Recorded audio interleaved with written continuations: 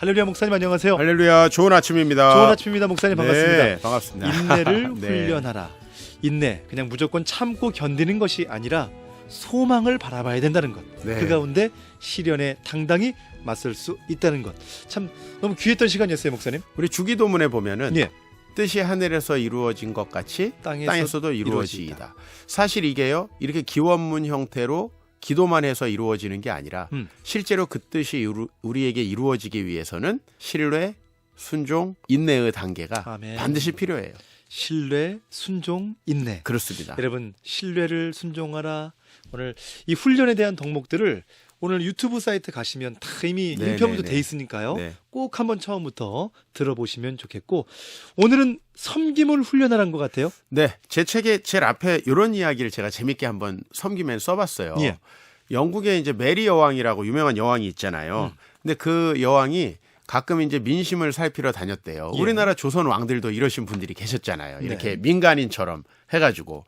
근데 영국엔 비가 많이 오지 않습니까? 한 번은 나가 있는데 비가 막 이제 오게 된 거예요. 그래서 이거 어떻게 해야 되나 하고 급히 주변에 있는 상점에 들어가서 우산을 좀 빌려달라고 했대요. 그랬더니 주인이 이 우산 살도 부러진 거 딱 봐도 버려도 될 만한 거를 아예 돌려주지 않아도 되니까 가져가라고 주더랍니다. 그래서 이제 그렇게 하고 이 사람이 누군지는 모르고 여왕인지는 모르고 하루가 지났어요. 다음날 그 앞에 아주 큰 마차가 한 대 서더니 우산을 돌려주면서 감사하다라는 말을 전해달라고 여왕이 이렇게 했다는 거예요. 후회했겠네요. 그렇죠. 아주 크게 후회했다. 만약에 그날 이 섬김이 훈련된 분이었다면 아마 뭐 상점이 바뀔 수도 있지 않았을까요? 그렇겠네요. 그렇죠. 그래서 이 섬김이라는 건 몇 가지 특징이 있는데 부지불식간에 기회가 찾아온다.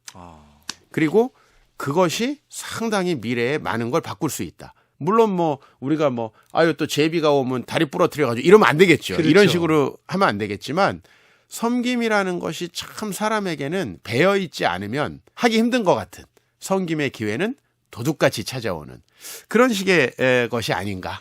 좋습니다. 오늘 섬김을 훈련하라.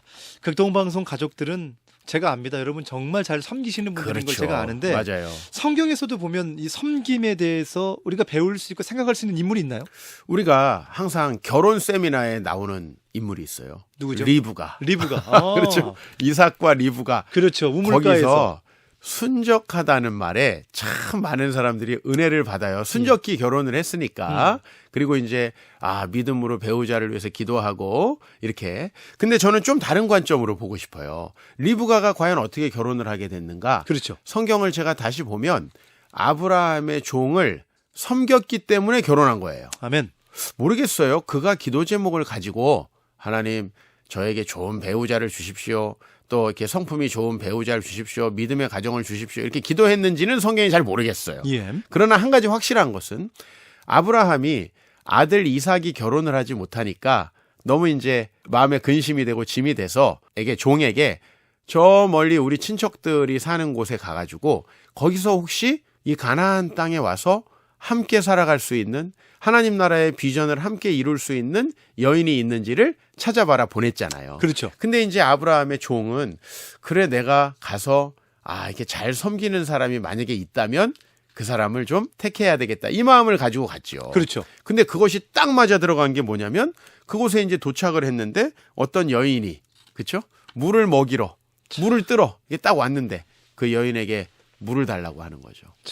한번 생각해 보세요. 내 가족이 쓸 물을 이제 뜨러 오고 내 가축이 또 쓸 물을 뜨러 왔는데 그 물을 뜬다는 작업이 상당히 어려운 작업이잖아요. 그렇죠. 그런데 이 아브라함의 종과 또 일행과 그다음에 함께 가져온 그 가축들 나귀 다 먹였잖아요.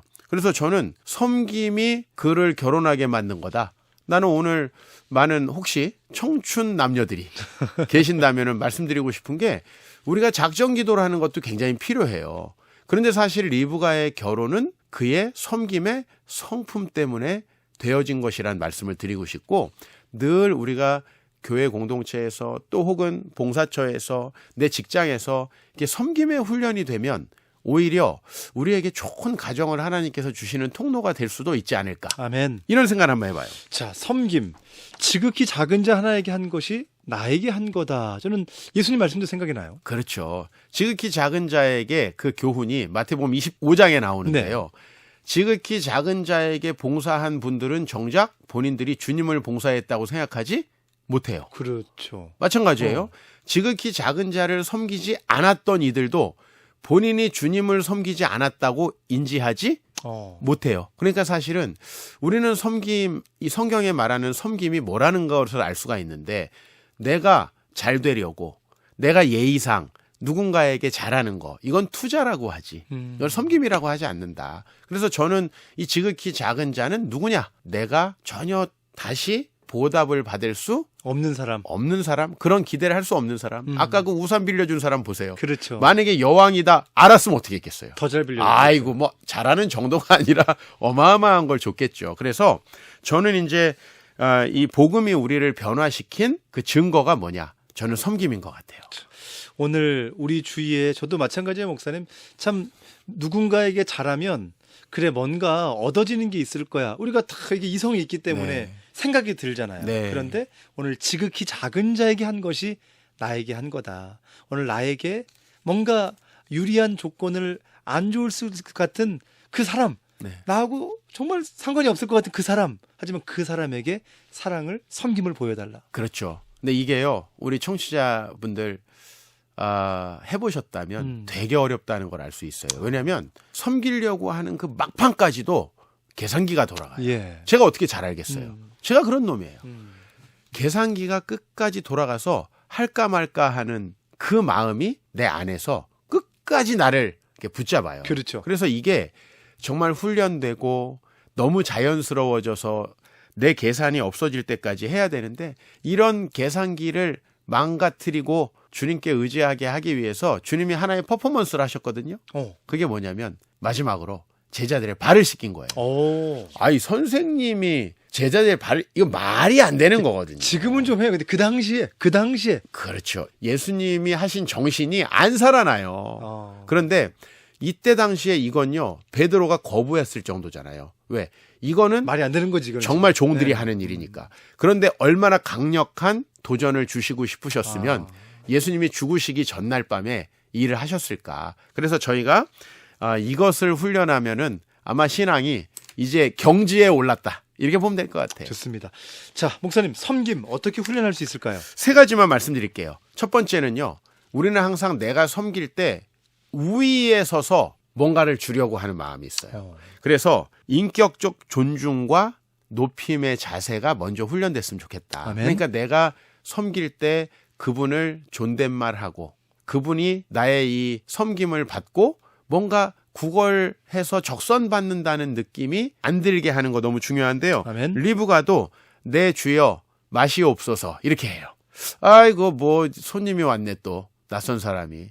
이거 빨리 마시고 가세요. 이게 아니에요. 그렇겠네요. 내 주여 마시소서. 아멘. 그러니까 우리가 참 언어적으로도 중요한 것 같아요. 누군가를 섬길 때 항상 공손하게 내 태도가 빨리 먹고 가라가 아니라 섬기고자 합니다. 그런 태도 첫 번째예요. 목사님 말씀 들으면서 나는 언제 저랬었었지. 저도 말만 이래요. 좋습니다. 두 번째는요. 두 번째는 자신의 일을 멈춰야 한다. 아멘. 선한 사마리아인의 비유를 한번 잘 생각해 보시면 바쁘잖아요. 그렇죠. 레위인 제사장 바쁜. 근데 솔직히 안 바쁜 분이 있나요? 다 바빠요. 저도 길 가다가 어떤 분이 술에 비틀비틀 해가지고 그 찻길에서 위험하게 있었던 적이 있어요. 근데 제가 아무 할 일 없이 거기 놀러 간 게 아니거든요. 저도 지금 빨리 지하철 타고 가야 되는데 저분 혹시 내가 이렇게 붙들어 줬다가 시비 거시거나 막 또 경찰이 늦게 오셔가지고 오래 걸리면 어떡하지? 이런 마음이 사실 드는데요. 내 일을 멈추지 않으면 절대 선한 사마리아인이 될 수 없다. 그래서 항상 자신의 일을 멈출 수 있어야 된다. 아멘. 네, 그 말씀 두 번째고요. 예. 세 번째는 분에 넘치도록 수고해야 된다라는 거죠. 우리는 항상 이 정도면 됐지요? 라는 거예요. 제가 좀 우스운 비유를 하나 드릴게요. 우리 막내 녀석이 있는데 제가 어깨를 주물러 달라고 하잖아요. 그럼 한 3번 한 다음에 그래, 진짜 됐지 어깨만, 아빠? 진짜 어깨만 주무르죠. 딱 그 부분, 그 어깨만 딱 주무르. 한 3번 한 다음에 됐어? 물어봐요 그럼. 아직 안 됐어. 한 3번 더 하고 됐어? 이거 계속 할 수 없잖아요. 그러니까 우리가 뭐 아이들이야 그렇다 치고 우리의 섬김이 혹시 다른 사람들에게 이 정도면 되지 않았나? 라는 느낌이 아니라 리브가는요 그 누구에게까지 먹이냐면 가축에게. 근데 이걸 계산하신 분이 있더라고요. 책을 읽다 보니까 나귀가 도대체 계속 하루 종일 물을 안 먹으면 얼만큼을 먹는지 몇 마리인지 이게요 어마어마한 양이에요. 어렸을 때 이렇게 두레박으로 물 떠보신 적 있죠? 그렇죠. 그거 쉽지도 않아요. 저 깊은 데서 막 길어 올려야 되는데 그것을요 수도 없이 했을 거라는 거예요.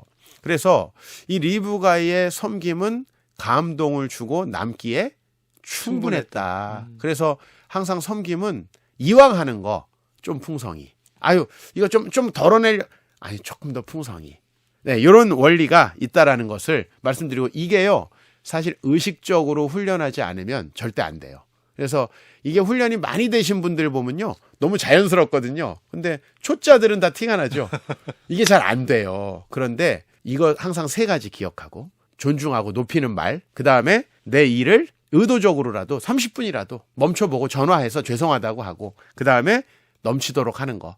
이거 한번 훈련해 보면 좋을 것 같습니다. 자, 오늘 섬김을 훈련하라. 지금까지 훈련의 저자 이종필 목사님과 함께했습니다. 오늘 발걸음 감사하고 저는 다음 주에 인사할게요. 고맙습니다. 네, 너무 감사드립니다.